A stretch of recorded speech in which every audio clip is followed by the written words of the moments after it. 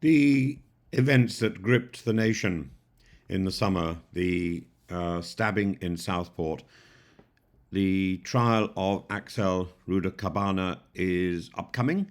The 17-year-old, at the time now 18, Rudakubana is charged with the murders of 3 young girls and numerous related offences following a shocking attack on July the 29th at the Heart Space in Southport in Lancashire.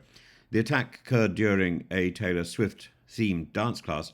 A space of joy and innocence cruelly shattered, and the victims, Alice Da Silva Agua, 9 years old, Bebby King, 6 years old, and Elsie Dot Stankham, 7 years old, all tragically lost their lives. And the defendant also faces charges of attempted murder against 8 other children whose identities are protected for legal reasons, as well as their instructor, Leanne Lucas, and a businessman, John Hayes, who was present.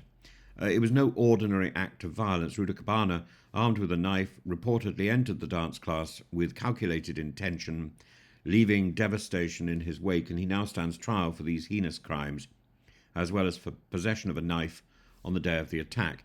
The allegations against him extend beyond the attack itself, and during searches of the family home on Old School Close, which he shared with his Rwandan-born parents, authorities discovered ricin, a deadly biological toxin, and the production of this poison forms another count on the charge sheet, raising troubling questions about the extent of his preparations and his intentions. And equally alarming is the discovery of a document entitled Military Studies in the Jihad Against Tyrants, the Al-Qaeda Training Manual.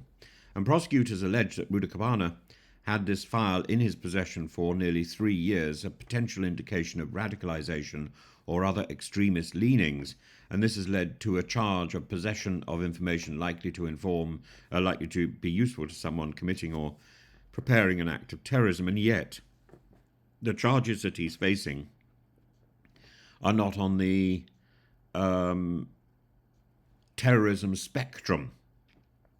Thus far, Rudakubana has remained silent in court, refusing to respond to charges. In such cases, it's standard procedure for the court to enter not guilty pleas on account of the accused, which occurred here. His silence adds an eerie layer of mystery and unease to this already harrowing case, and the trial set to begin at Liverpool Crown Court is expected to last up to 4 weeks. It will require jurors to grapple with disturbing evidence from the mechanics of the attack to the troubling materials discovered during the investigation. The case isn't just about the acts of a single individual, it's emblematic of the darker challenges facing modern society: violent extremism, online radicalization, the accessibility of dangerous materials. These are all pressing issues, and Rudakubana's possession of a terrorist manual raises significant questions about how individuals come into contact with such materials and the gaps in preventing their influence. But the fact that you have such material doesn't automatically mean that you're using it. The ricin charge is equally sobering, underscoring the ongoing risk of bioterrorism and the need for vigilance in detecting the production of such substances and how easily they can be produced. While no direct links to a terrorist organisation have been established, the implications of these findings cannot be understated. The case has already sent shockwaves through communities across the UK, and the attack sparked violent riots fueled by misinformation and far-right agitation, which hasn't been punished and hasn't been questioned through the law courts. Tragically, these events further deepen the scars in society left by the initial crime.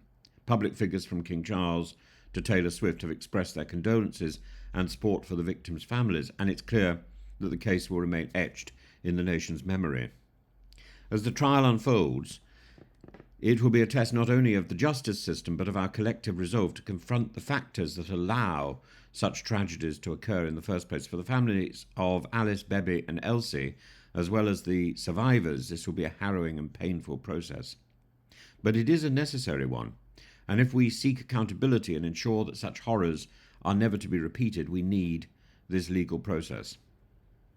In closing, the case serves as a stark reminder of the fragility of innocence and the enduring need for vigilance in protecting our communities, and the trial of Axeal Rudakubana will undoubtedly reveal disturbing truths, but it is a response of our society that will determine the lasting legacy of these tragic events, rather than the images of people rioting on the street.